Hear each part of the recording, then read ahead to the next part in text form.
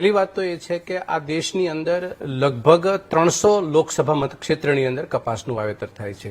આમ ટોટલ હેક્ટરમાં વિસ્તાર ગણો તો લગભગ 125 લાખ હેક્ટરમાં, એટલે કે કુલ ખેતીની જમીનના 32% વિસ્તારની અંદર ખેતીમાં કપાસનું વાવેતર થાય છે. આ રોકડીયો પાક છે. અને ભારત સરકારની અંદર મિનિસ્ટ્રી ઓફ ટેક્સટાઇલની અંદર 40 બોર્ડ નિગમો છે કે જે આને સંપર્ક કરે છે સીધી ને આડકતી રીતે. એટલે આ વિશાળ મંત્રાલય નીચે ચાલતો આ સરસ મજાનો ખેતીનો વિષય છે અને આના ઉપર લગભગ ખેતીની મોટાભાગની જીડીપીનો આધાર રહેલો છે. અને સૌથી વધુ રોજગારી આપતો અન્ય પાકોની સરખામણીમાં આ કપાસ પાક છે.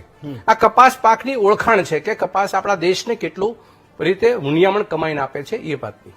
બીજી વાત એ કે તમે બહુ સરસ મજાની વાત કરી કે બીટી કોટનનો જે નશો હતો, જે જીએમ ટેકનોલોજીનો, એ ખેડૂતોને ઓહરી ગયો. હું એનો એક્ઝામ્પલ તમને આપું. 2013-14 ની અંદર આ રાજ્યની આ દેશની અંદર એવરેજ એક હેક્ટરે 575 કિલોગ્રામનું ઉત્પાદન થયું હતું. અને ત્યારે 1400, 1500, 1600 આપણા માનનીય પ્રધાનમંત્રી કેવા કેવા શબ્દો બોલતા હતા, એ શબ્દોની ટીકામાં નથી કરવી, પણ 1400 થી 1500 ને 1600 સુધી ભાવ 10 વર્ષ પહેલા મળતા હતા. આ વાતની ટીવી પણ સાક્ષી છે, અમારી સ્ક્રીન પણ. અને આજે 2023-24 એટલે ગયા વર્ષની અંદર આપણા દેશનો સરેરાશ કપાસનું ઉત્પાદન આવ્યું 391 કિલોગ્રામ પર હેક્ટર, એટલે 30-32% ડાઉન થયું, ઘટ્યું. હવે એ પછી આજે ભાવ ક્યાં મળે છે? વળી પાછા 1400, 1500, 1600. તમે કોઈ પણ ખેતીનો વિષય છોડીને તમે કોઈ પણ ધંધાની વાત કરી લો. 10 વર્ષ પહેલા જે ખર્ચ ને જે પરિસ્થિતિ રહેવા દો એમ નામ, પણ તમે 10 વર્ષ પછી એનો જ ભાવ તમને મળે, આ કમનસીબીને કઠણાઈ નથી કે દુર્ભાગ્ય ખેડૂતોને બીજું શું છે? અને આટલી વસ્તુને એટલો ફલક વાળો વિસ્તાર અને એટલો ધંધો સરસ હોય, ખેતી સરસ હોય, ખેડૂત 10 મહેનત કરે અને એને 10 વર્ષ પહેલા મળતા એ જ ભાવ મળે. અને સુફિયાણી વાતો કરનારી પાર્ટીને રાજકીય પરિપ્રેક્ષમાં આપણે શું વાતો કરતા હતા, એ પરિસ્થિતિમાં પાછું બોલ્યા પ્રમાણે આપ્યું હોત તો અમારા મોઢા સિવાય ગયા હોત, પણ પાછા અમારા મોઢા મોટા થયા કે ભાઈ આ તો બોલતા હતા, કઈ કરતા તો છે નહીં. બીજી વાત એ કરું કે 30% ઉત્પાદન ઘટ્યું ને ત્યારે અમારી એગ્રીકલ્ચર ભાષામાં એક બહુ સરસ મજાનો એક આયકો હોય છે કે જેનું ઉત્પાદન જયારે ખેતીમાં ઘટે એટલે એની સાથે ગુણવત્તા પણ ઘટે. વિશ્વની અંદર ભારતની ગુણવત્તા એક સમય સિરમૌર પરિસ્થિતિમાં હતી. આજે બેનિન કરતા પણ નબળી પરિસ્થિતિની અંદર કોટનની કપાસની ખેતીનું ઉત્પાદન ગુણવત્તાની દ્રષ્ટિએ નીચું પડતું જાય. એટલે ઉત્પાદન પણ ઘટ્યું અને ગુણવત્તા પણ ઘટી. આ બંનેનો માર સહન કરવાનો ભાગ્ય એવો ખેડૂતને. અને આપણી સરકાર છે એ ઊંઘતી રહી અને આવા 40 પ્રકારના યોજનાઓ આપી. અને 2016 ની અંદર આ ખેડૂતને એમ કીધું કે તમારી આવક અમારે તમને બમણી કરી દેવાની છે. બમણી કરી દેવાની વાત આ 40 યોજનાઓ, 40 પ્રકારના ટેક્સટાઇલ મિનિસ્ટ્રીની અંદર નીચે ચાલતા બોર્ડ નિગમો, સરકારનું શસ્ત્ર સરંજામ, 25 વર્ષથી એકની એક સરકાર, ખેડૂતની આ મનોદશા અને આ ખેડૂતની પરિસ્થિતિ ઉપર એવું પણ નથી વિચારી શકતા કે આનું દર્દ ક્યાં છે, આનો નિકાલ ક્યાં છે. ખેડૂતોને ઉપરા ઉપરી તમને એકને એક ઝાપડ મારે છે, છતાંય પણ એનો નિકાલ નથી આવતો. એના નિકાલ માટે હું તમને ભાઈ હેમંતભાઈ, આ સીસીઆઈ જે છે એ ખોટ કરે તો સરકાર ભરી દે, ખેડૂત કપાસમાં ખોટ કરે સરકાર ન ભરી દે. તમે વિચાર કરો, સરકારે કેવું સરસ મજાનું તંત્ર કર્યું. એક બાજુ મિનિસ્ટ્રી ઓફ ટેક્સટાઇલ ભારત સરકાર, એની નીચે કામ કરતી અને કહેવાથી કામ કરતી સીસીઆઈ એના માટે ખરીદ કપાસ કરે અને કપાસ ખરીદે તો પણ એને એવું વચન કે તમે જો નુકસાન કરશો તો અમે તમને ભરપાઈ કરી દઈશું, તમારે નુકસાન નથી કરવાની અને નફો મળે પાસ તમારો. ઓકે, આવું વચન ખેડૂતોને ખરું તો કે નહીં? હવે બીજી વાત, આવું વસ્તુ બનવા પાછળનું કારણ મુખ્ય શું છે, શું કામ આવું થવું જોઈએ? એટલે એના માટે અમે તમને વિચાર આપીએ છીએ સરકારને કે એક તો ખેડૂતોને એમએસપી નથી મળતી, એ વાસ્તવિકતા છે, સૌ સ્વીકારે છે. બીજું, આ બિયારણ છે એ ઉત્પાદનનો સૌથી મોટો સ્ત્રોત છે. બિયારણને કારણે નુકસાની જાય એ સૌથી મોટા પ્રમાણમાં જાય. ખેડૂતને આજની તારીખે સૌથી મહત્વનો અને પેચીદો પ્રશ્ન જો હોય એ બિયારણ છે. બિયારણમાં આપણે 25 વર્ષથી, જે તમે 2002 થી વાત કરીને અત્યારે 2025 ચાલે છે, ખેડૂતને મોન્સાન્ટો નામની કંપનીથી આવી અને જે તે સમયે સરકારે એને ઇમ્પ્લિમેન્ટેશન કરાયું ત્યારે તમે ખેડૂતને પરિસ્થિતિમાં મોન્સાન્ટો કંપનીએ જે આપ્યા પછી 2017 ની અંદર એ ડીકન્ટ્રોલ થઈ ગઈ. આજે મોન્સાન્ટો કંપનીને દાખલ કરી, પણ જીએમ ટેકનોલોજીનું પેરેલલ બીજ ગુજરાતની કૃષિ યુનિવર્સિટીએ ડેવલપ કર્યું ખરું? એને ઉત્પાદન ખેડૂતોને વધે એના માટે કોઈ કૃષિ યુનિવર્સિટી આયામ પાયામ ખેડૂતને આપ્યો?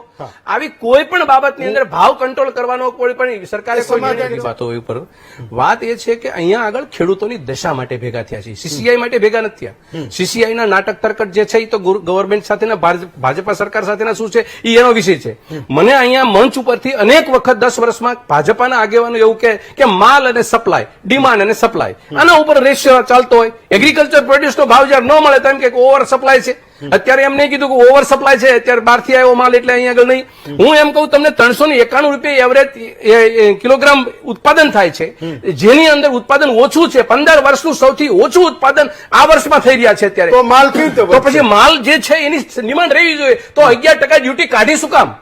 મારો પ્રશ્ન અહીં છે, હું સરકારને સવાલ કરું છું, હું કઈ સીસીઆઈ ને સવાલ નથી કરતો, પણ પ્રશ્ન એ છે ખેડૂતોની પરિસ્થિતિમાં 5 મહિનાનો ક્રોપ ઉભો છે, એ દરમિયાન પરિસ્થિતિમાં કયો એવો વેપારી છે સીસીઆઈ નો કે XYZ કે જેને 10 વર્ષ પહેલા ભાવ મળતો હતો જે એના ઉપર જે ખર્ચ લાગતો હતો એ જ ખર્ચ અત્યારે વધુ 3 ગણો થઈ ગયો, અને છતાંય પણ આજે એ જ ભાવમાં ખેડૂતોને વેચવાનો વારો આવે. અને તમે એમ કહો છો કે જલ્દી તમે આપી દો, જલ્દી તમે આપી દો, નહીં તો તમને 1600 નહીં મળે. અરે સરકાર તરફથી અમારે એ કહેવાની અમે બોલીએ છીએ કે સરકાર કઈક રસ્તો કાઢે. તમે 11% રિમૂવ કરવાના રસ્તા કાઢી શકો છો વેપારીઓ માટે.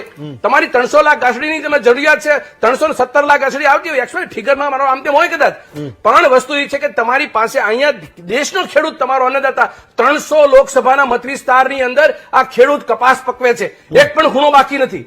એવા સમયે તમારા ખેડૂતો માટે શું વિચારો છો? માત્ર સીસીઆઈ ને તમે એક એજન્સી ઉભી કરી છે ખેડૂતોનો કપાસ ખરીદવાની, તો ખરીદવાની એજન્સીની અંદર વાતને વાસ્તવિકતા સ્વીકારવી પડે કે એને સીસીઆઈ ખરીદે. આજે હું તમને કહ્યું એવા 50% એવા સીસીઆઈ ના કેન્દ્રો છે કે ત્યાં આગળ જે ટેસ્ટિંગ કરવાના સાધનો એની પાસે નથી. આજે મોઇસ્ચર છે, સ્ટેપલ સાઇઝ છે, આ છે તે છે, મને બતાવે કોઈ સીસીઆઈ ના એજન્સીઓ માટે કે આ તમામ જગ્યાએ તમામ પૂર્ણ શસ્ત્ર સરંજામ સાથે બેઠા છે લોકો? નહીં. અને ખેડૂતો સામે ટેસ્ટિંગ સામે નથી કરતા. સાહેબ તમે લોકો એજન્સી છો, તમે લોકો વેપારી નથી. તમારે ખેડૂત સરકારની એક પીડા હતી કે આ ખેડૂતોને પોષણક્ષમ ભાવ મળે એના માટે તમને એક વિકલ્પ આપ્યો છે.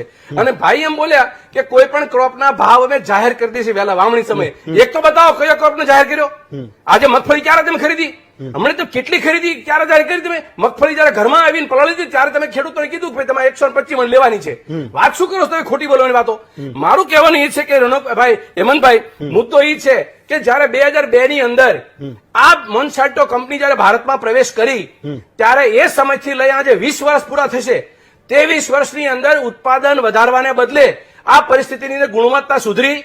આજે હું આજની તારીખે કપાસના નિષ્ણાંત લોકો અને સાયન્ટિસ્ટ લોકો કહે છે કે ઉત્પાદન ઘટ્યું અને ગુણવત્તા ઘટી. તો આ ગુજરાતની કૃષિ યુનિવર્સિટી કે ભારત સરકારની કૃષિ યુનિવર્સિટીઓ એ અમને સાયન્ટિફિકલી જવાબ આપે કે ઉત્પાદન માટે તમે શું કર્યું.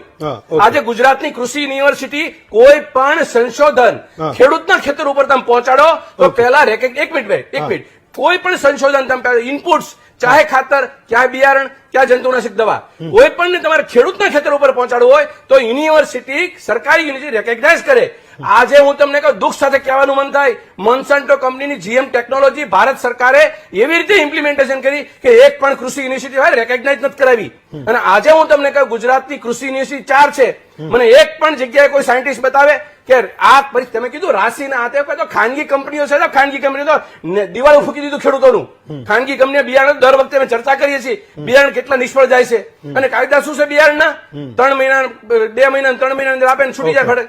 મારું કહેવાનું સાહેબ એ છે ખેડૂતો માટેની પીડા છે, ખેડૂતોની માનસિકતા, પરિસ્થિતિ અને એના ખેતર ખપતની પરિસ્થિતિ શું છે એની ચિંતા કરવાની જરૂર છે. અને એનો પાસે અમારી પાસે કોણ છે બીજું? સરકાર પાસે અમે માગીએ કે ખેડૂતોની દશા તમે જુઓ, ખેડૂતોની પરિસ્થિતિ જુઓ. તમારે કોઈ પણની ડિમાન્ડ ને સપ્લાય ઉપરની તમે જો ગણિત કરતા હો તો ખેડૂત આ કપાસની બાબતમાં એ શક્ય બનતું નથી. અને બીજું, તમે એક બાજુ એક માન કહો છો સ્વદેશી નારો, હવે ખેડૂતનો સ્વદેશી જ કપાસ છે ને,